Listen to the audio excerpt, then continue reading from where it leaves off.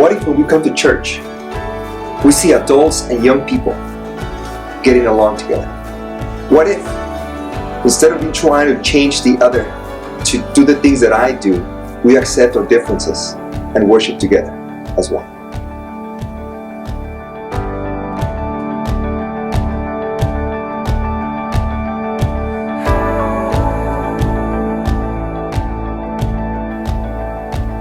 But we can be too harsh judging the others. Neither youth or adults are wrong.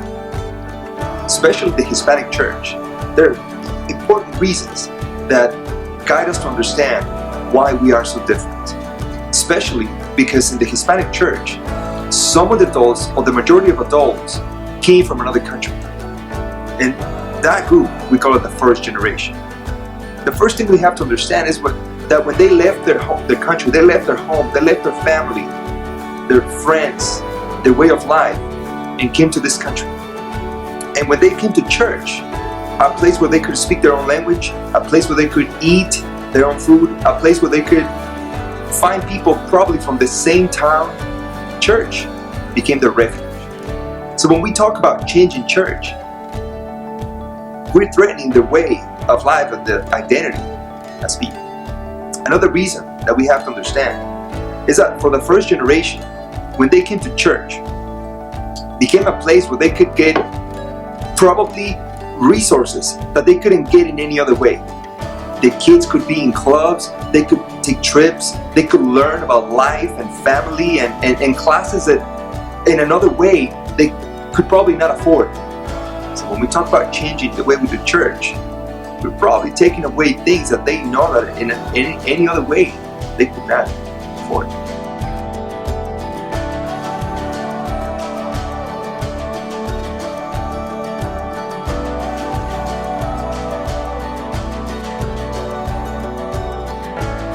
And the third reason that we have to understand is that church is a place where most of the adults get respect.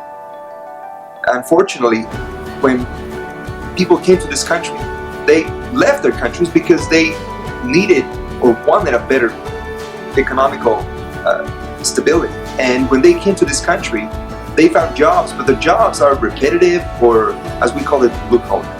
And they don't really make decisions. So when they come to church and they become elders, they become part of the leadership and the decision-making process of the church, it's a place where they earn respect. So when we talk about changing the way we do church, we're asking them to sacrifice the place and the only way that they can earn respect from others.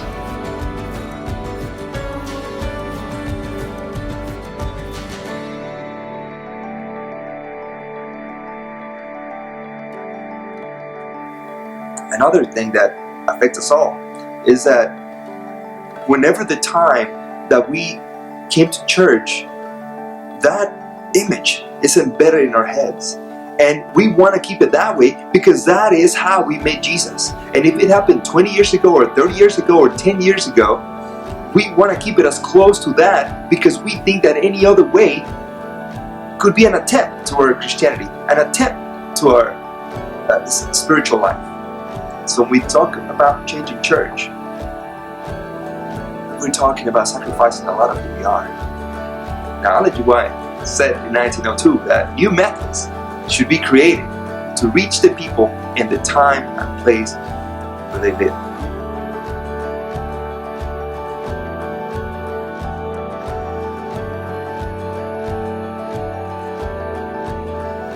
So, what can we do to bridge this gap? What if we try to accept each other with our differences? What if, instead of trying to convince the other that they're wrong or that our way is right, we try to work together to come to a medium point where we can work together and worship together? And what if we teach one another from where we come from so that we can understand each other better?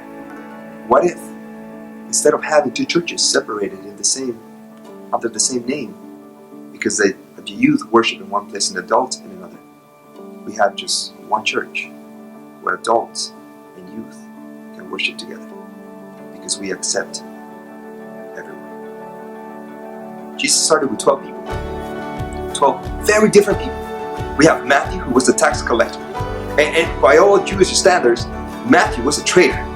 He was somebody who was working for the enemy. He was working for the Romans. He was charging taxes, excessive taxes, I must say. And also, he was seen by the more nationalists of the Jews as somebody who was not worthy to be saved. And we have Simon the Zealot. Simon was a nationalist, a patriot.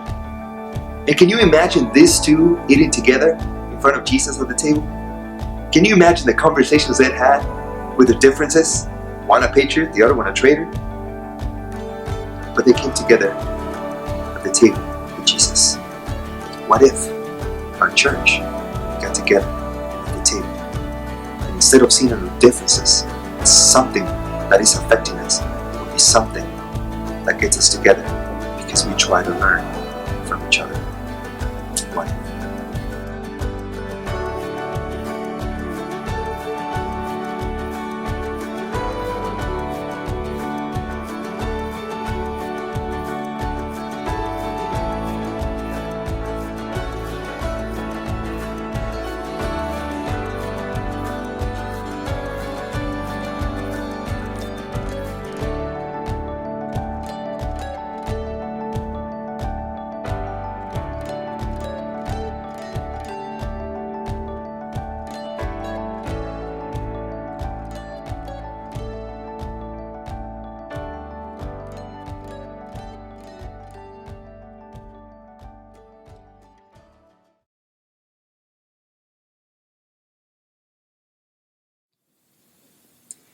Well, we just heard some powerful insight from Pastor Pacchini here, and we just wanted to get a little more, for you to elaborate more on some points. And I have a few questions for you.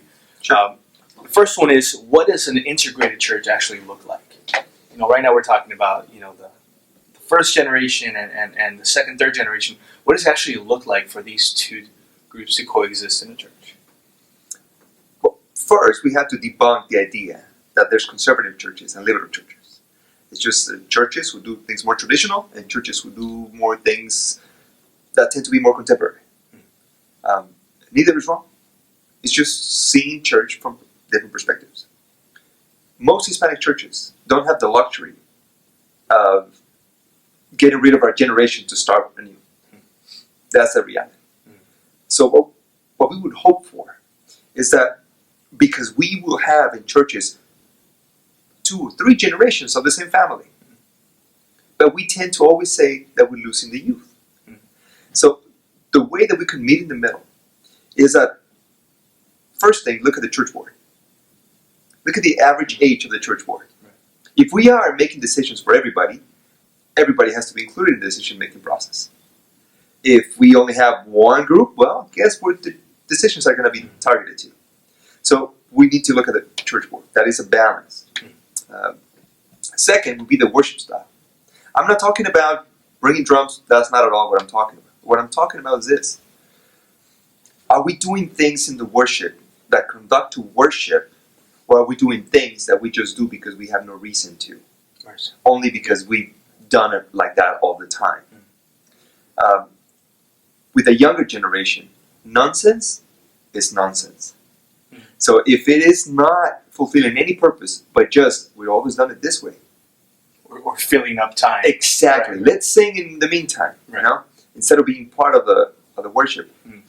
That's something that we have to consider to get rid of. Gotcha. Another element that would give it a more meat in the middle is the participation. The inclusivity of participation. You know, we call it the platform, whatever name we give it in any given church. Who do we see the most up there? I believe that there has to be a reflection of who we want to reach by who we showcase. It's good.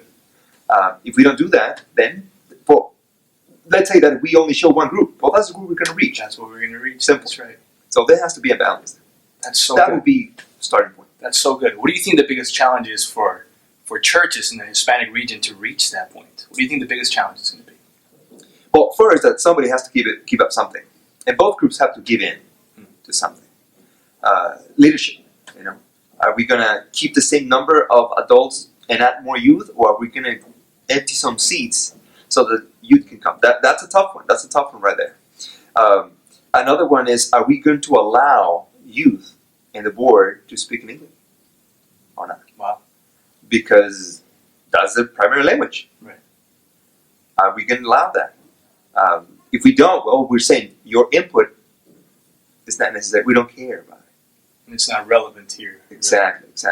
Wow. You know, so those could be great challenges. Gotcha. And one final takeaway, your bottom line, what is the biggest takeaway? This is going to youth leaders from our conference. What is the biggest takeaway, the one thing you want them to lead with? Maybe a practical thing. Every single adult that we talk to says that they want youth at their church.